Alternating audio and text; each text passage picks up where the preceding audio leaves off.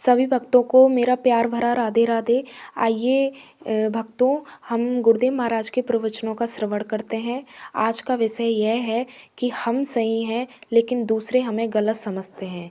इस पर प्रेमानंद जी महाराज ने क्या प्रवचन दिए, आइए हम उनको सुनते हैं। राधिका जी सहारनपुर से, जय जय राधा वल्लभ श्री हरिवंश।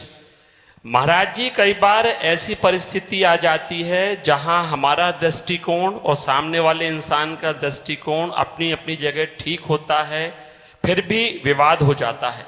हमें अपनी दृष्टिकोण रखनी, सामने वाला हमारे प्रति क्या दृष्टिकोण करता है इसकी हमें कोई आवश्यकता नहीं। आप जो सोचते हैं, आप जो मानते हैं मानते, मैं जो मानता हूं, जो मैं सोचता हूं उस पर दृढ़ रहूंगा। अब मेरी सोच, मेरी मान्यता शास्त्र के अनुसार होनी चाहिए, बस इतनी बात ध्यान रखने। सामने वाले की मान्यता मिल जाए ऐसी कोई आवश्यकता नहीं। अगर हम अपनी मान्यता में रहेंगे, हमारी सत्य मान्यता है, तो आज नहीं तो कल उसको झुकना पड़ेगा हमारी मान्यता के आगे।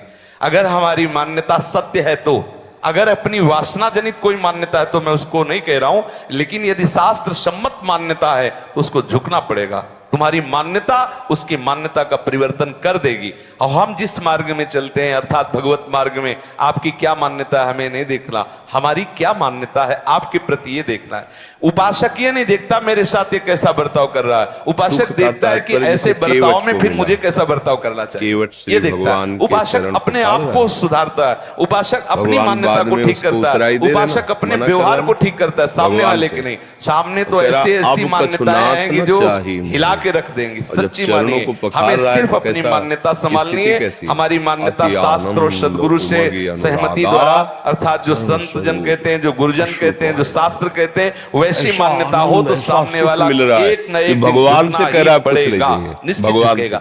अगर वो नहीं झुकेगा तो सबकी मान्यताओं को देने वाला प्रभु मिल जाएगा।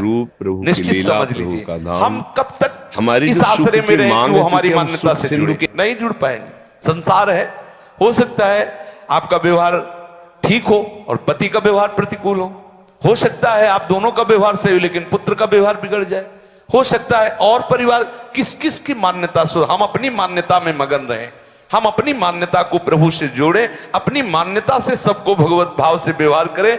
जो जैसा कर रहा है वैसा भोगेगा। आप अपनी मान्यता को संभालिए। हम दूसरों की मान्यता नहीं संभाल सकते, पक्का नहीं संभाल सकते। कैसे कैसे बतावे, कैसे हम कह रहे कि आप ब्रह्मचर्य से रहिए। बाबा, ब्रह्मचर्य में होता क्या? प्रोटीन होता है, निकालो, खाते रहो, खूब प्रोटीन खाते रहो, क्या जरूरत है उसको ब्रह्मचर्य? कह रहा जलो ब्रह्मचर्य रहो। कैसे किसी की मान्यता बदलेंगे?